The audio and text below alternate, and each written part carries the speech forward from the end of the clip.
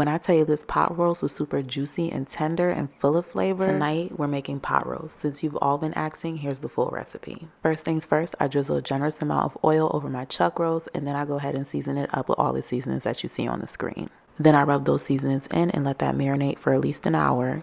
And while that's marinating, I go ahead and dice up 1 bell pepper as well as 1 yellow onion. Once I'm done chopping up my onions and bell peppers, I go ahead and let my chuck roast sear on both sides until it's nice and brown. Then I remove it from the pan, add in my veggies, let that saute with a tablespoon of garlic paste and tomato paste. Add in a cup of red wine to the glaze, and then I follow that up with 3 cups of beef broth. Then I add the meat back in with a couple sprigs of thyme and let this bake for 2 hours and 30 minutes. Then add in your carrots and potatoes, follow that up with a 1/4 cup of W sauce, and then add in an extra cup of beef broth. Add 3 tablespoons of butter, close the lid, and let this bake for an additional hour. Then your pot roast should be juicy and tender, just like this.